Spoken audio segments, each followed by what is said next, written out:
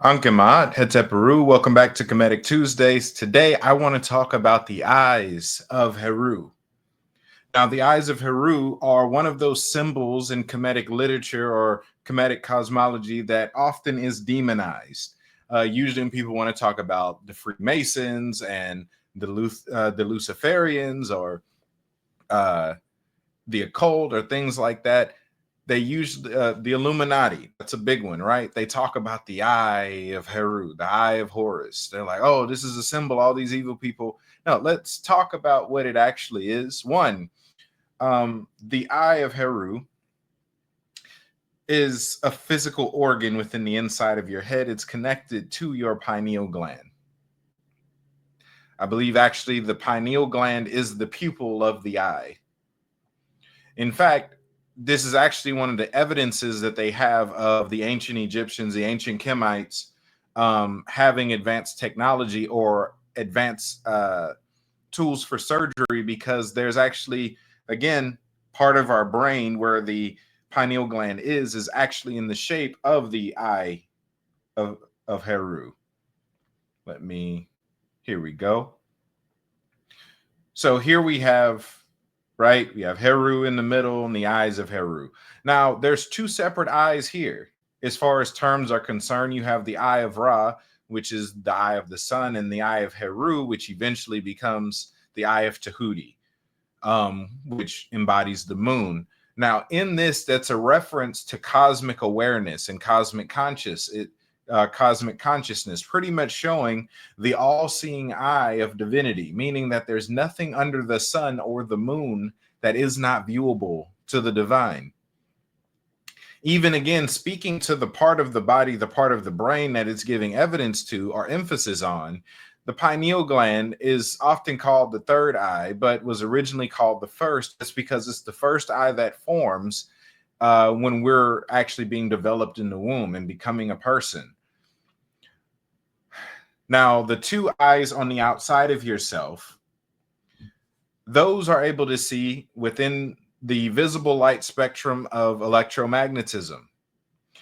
Well, anyone who does any little bit of research tells you that that's the smallest wavelength is the color spectrum. There's a range that goes below it, and there's a range that goes above it. All of that is imperceivable to our external eyes. But guess what? The eye on the inside of your head is actually able to view and perceive the other forms of electromagnetism.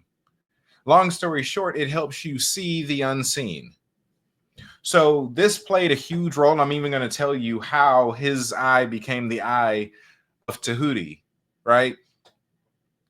In the story of Heru fighting against his uncle Set to reclaim the throne of his father, rising in his sonship, catch the parallels, right? He's battling Set. In one of their first bouts, he goes to fight against Set, who is the master of low-level combat. He's, hey, you don't want to fight Set. Set wins. Heru starts winning, so Set blinds him, tears out his eye, and wins the fight.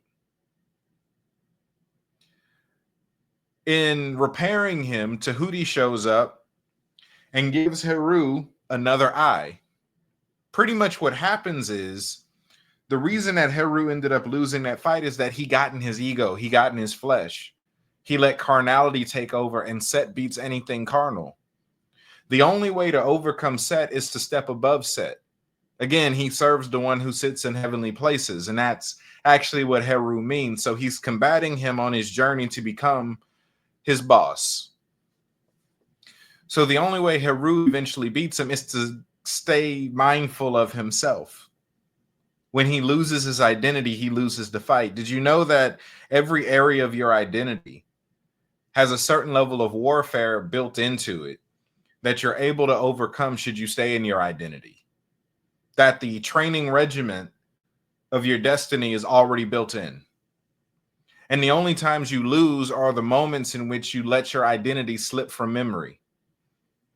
You're losing, you're in lack. It's one thing after another because you don't know who you are. You don't yet have recollection of yourself seated in heavenly places. Therefore, the carnal places win.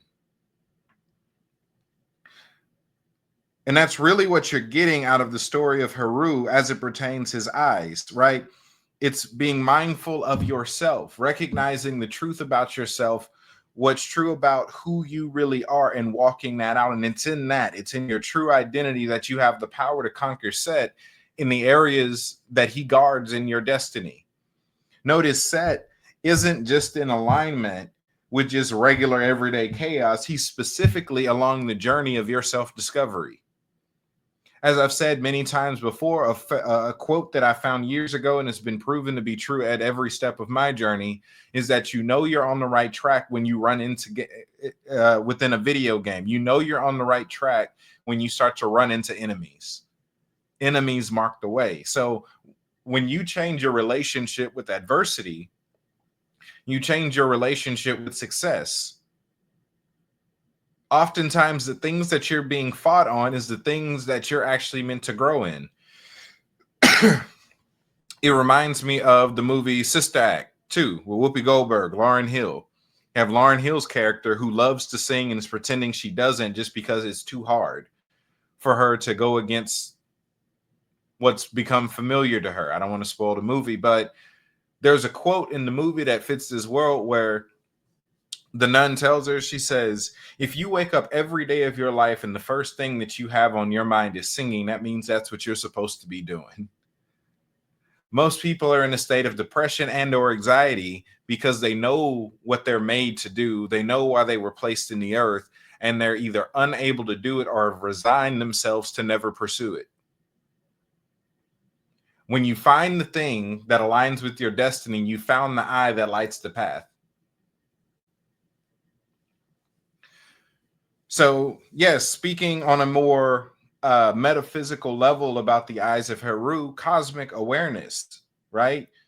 Just as the sun and moon, the archetype that you're getting is that you have one eye that sees everything under the sun and the other that sees everything under the moon. That means it's vision beyond time, vision beyond space. I see whatever I want to see at any given time. This is accessing remote viewing.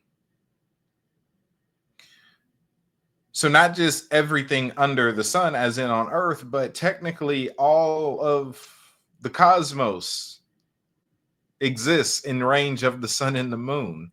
So truthfully, there's nothing within the universe that you have an inability to perceive when you're viewing it from the right eyes. Learning to see from the sun and the moon, learning to see from your first eye. As the Bible says, if thine eye be single, your whole body will be full of light. Wow, when the inner eye catches vision, you get the point. All right, y'all. So that's really it for today's session. That's all I wanted to talk about.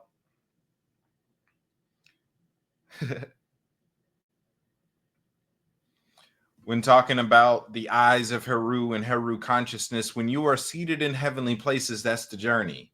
The area in which the enemy will often come at you concerns your blindness. Not blindness as in your physical eyes are covered, but blindness in sense that you don't know who you are or what you're supposed to be doing. Getting you to lose sight of yourself is Set's tactic, because he wins if you give up.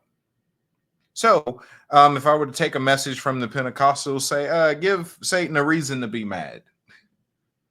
Pursue your destiny with diligence, with fervor.